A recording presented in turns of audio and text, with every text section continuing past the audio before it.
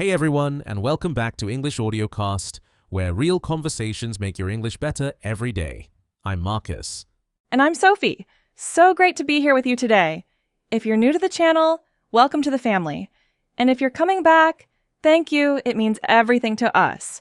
Today's episode is number 4, and we're talking about your neighborhood, how to describe where you live, what you like about it, and how to have a real conversation about the area you call home. So, get comfortable, and let's get into it. Let's go. Okay, Marcus, let's start simple. How would you describe your neighborhood to someone who's never been there? Good question. I live in a fairly quiet residential area. Mostly houses, a few blocks of flats, lots of trees. It's not the most exciting part of the city, but honestly, I love it. It feels like a proper community. I love that phrase, a proper community. It means it feels real, genuine, like people actually know each other, not just strangers living next to each other. Exactly. My neighbors know my name, we wave at each other, the lady next door sometimes leaves vegetables from her garden on my doorstep. That kind of thing. That's lovely. Mine is very different. I live in quite a lively area, lots of cafes, restaurants, independent shops. It's very walkable, very busy, especially on weekends. So, you're more of an urban person then? I think so. I like being able to walk everywhere, the energy of the street, seeing people, being close to things, though it does mean it's noisier and more expensive. That's always the trade-off, isn't it? Quiet and peaceful versus lively and convenient. Let's talk about how to describe neighborhoods in English, because there's a lot of useful vocabulary here. Right. So, first, location. You might say, I live in the city center, I live in the suburbs, or I live on the outskirts of the city. That means the edge, the outer part. Or more specifically, I live in a residential area, mostly homes, not many shops or offices. Or I live in a commercial area, lots of businesses, shops, restaurants. And then there's up and coming area. This is a neighborhood that is improving, getting more popular, attracting new cafes and young people. Very common phrase in cities. The opposite would be run-down area, a place that looks neglected, needs investment, maybe not so safe. You need to know both ends of the scale. Now, let's talk about how to describe what your neighborhood is like, the atmosphere, the feel of it. This is where English gets really expressive. Let's do a vocabulary round. I'll give an adjective, you give an example sentence. Ready? Ready? Leafy. This means there are lots of trees. It feels green and natural. I live in a really leafy part of the city. There are trees lining every street. Very positive word? Bustling. Full of activity and energy. Busy in a good way. The market is always bustling on Saturday mornings. You can also say buzzing. Same meaning, slightly more informal. Charming. Attractive in an old-fashioned, cozy way. It's a really charming little neighborhood. Cobblestone streets, old buildings, flower boxes on the windows. Safe. This one is simple but important. It's a very safe area. I feel comfortable walking home late at night. The opposite is dodgy, informal British word for unsafe or suspicious. I wouldn't walk through that area at night. It's a bit dodgy. Well connected. Good transport links. Easy to get to other parts of the city. It's really well connected. There's a metro station 5 minutes away and 3 bus routes. This is a big selling point for any neighborhood. Up and coming. We already mentioned this one. Improving, getting more popular. My neighborhood is really up and coming. 3 new coffee shops opened this year alone. Okay, let's do a longer example conversation. Sophie, imagine you've just moved to a new city and you're talking to a colleague at work about your new neighborhood. I'll be your colleague. Perfect. Go for it. So how are you settling in? Have you found a nice place to live? Yes, actually, I found a flat in a neighborhood called Praga. It's on the east side of the city. It's quite up and coming, lots of street art, independent cafes, young people. I love it. Oh, nice. Is it far from the office? Not too bad. About 20 minutes on the metro. It's really well connected, actually, which was one of the main reasons I chose it. And do you feel safe there? I've heard mixed things about that area. Honestly, yes. I was a bit nervous at first because it looks quite rough around the edges. Some of the buildings are old and run down, but the vibe is really friendly. My neighbors are lovely. There's always people around. That's great. Is there much going on locally? Shops, restaurants, that kind of thing? Loads. There's a brilliant street market on Sundays, a few really good Polish restaurants, some trendy bars. It's got a real community feel to it. I think I'm going to love it. Sounds amazing. I might have to come and visit. Anytime. Okay, let's look at some great phrases from that conversation. Settling in. This means getting comfortable in a new place.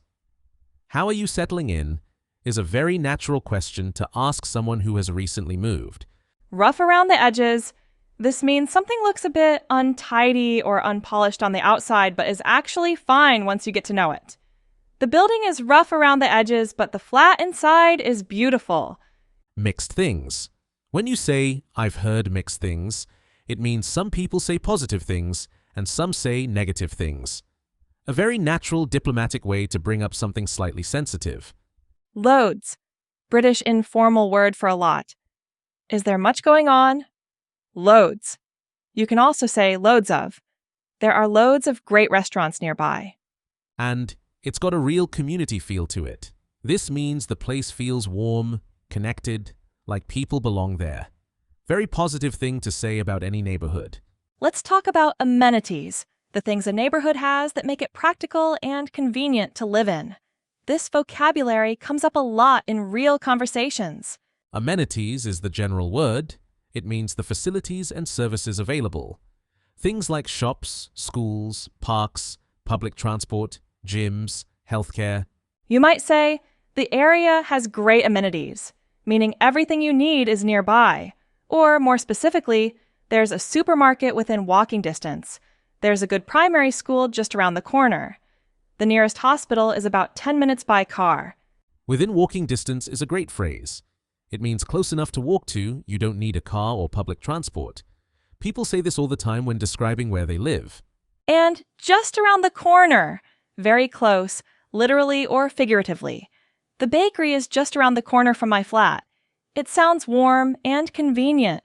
What about green spaces? Parks, gardens, nature? These are increasingly important to people when choosing where to live. Right. There's a lovely park nearby, or the area has plenty of green space. Very positive. And if there's no green space, it's a bit concrete heavy, meaning too much concrete, not enough nature. Very visual phrase. Now, let's talk about one more important topic: the people in your neighborhood. Your neighbors, the community, the social side of where you live. Some useful phrases. My neighbors are really friendly. Simple but important. Or, it's a very tight-knit community. Tight-knit means close, well-connected, people look out for each other. The opposite would be people keep to themselves, meaning neighbors don't really interact. Everyone minds their own business. Not necessarily negative. Some people prefer that. There's a real sense of community. Another lovely phrase. It means people feel connected. There are local events. People know each other. Our street has a real sense of community. We even had a street party last summer. A street party. That's very British. For anyone who doesn't know, a street party is when an entire street closes to traffic and all the neighbors come out with food and drink and celebrate together. Very charming and slightly chaotic, but wonderful. Okay, before we wrap up, we're going to do something a little different, something new that we're introducing from this episode. We're calling it the wrong way and the right way. We take one situation from today's episode and show you two versions. First, the awkward, unnatural version, then the smooth, natural version.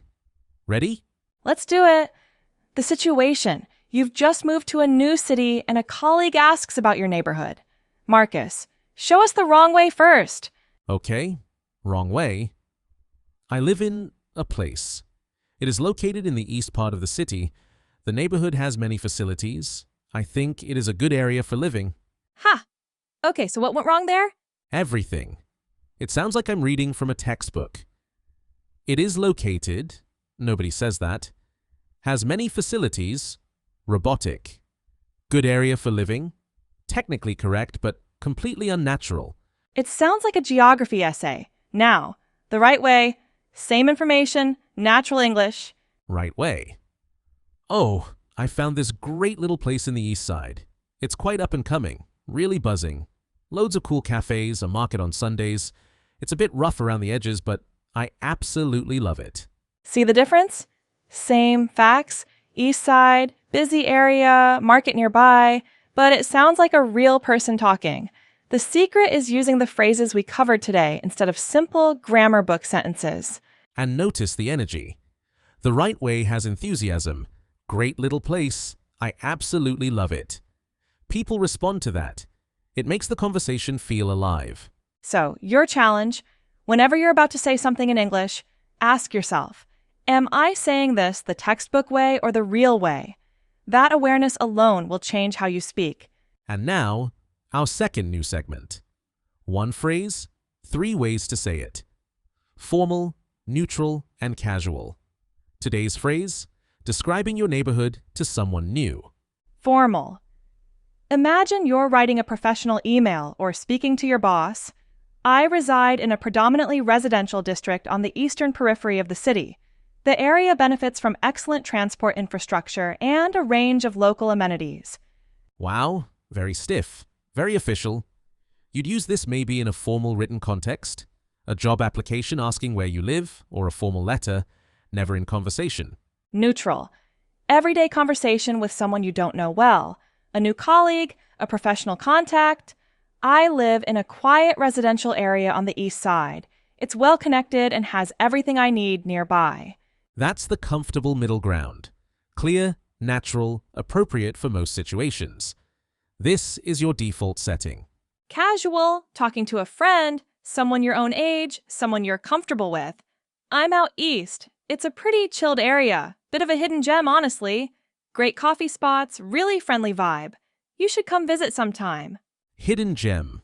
That's a beautiful casual phrase. It means something that is great, but not widely known. This restaurant is a total hidden gem. Very common in everyday English. So the message is, same information, completely different language depending on the situation. The more you practice all 3 registers, formal, neutral, casual, the more flexible and confident your English becomes. And the more you sound like a real person rather than an English textbook. All right, let's bring it all together. Today we talked about how to describe your neighborhood in English: location, atmosphere, amenities, and community. Key phrases: a proper community, up and coming, well connected, rough around the edges, within walking distance, tight-knit community, a real sense of community, hidden gem. Key adjectives: leafy, bustling, charming, safe, dodgy, rundown, lively, residential, concrete heavy. And remember today's new segments: the wrong way and the right way, and one phrase, 3 ways. These will be in every episode from now on. Because knowing the language is one thing, knowing how to use it naturally is everything. Your homework? Describe your neighborhood in English. 3 sentences. Where is it? What's it like? What do you love or hate about it? Out loud, right now if you can. Thank you so much for listening to English Audiocast. If today's episode helped you, share it with one friend who's learning English. That's all we ask. We'll see you next week. Until then, keep listening, keep speaking, and take care. Bye. Bye.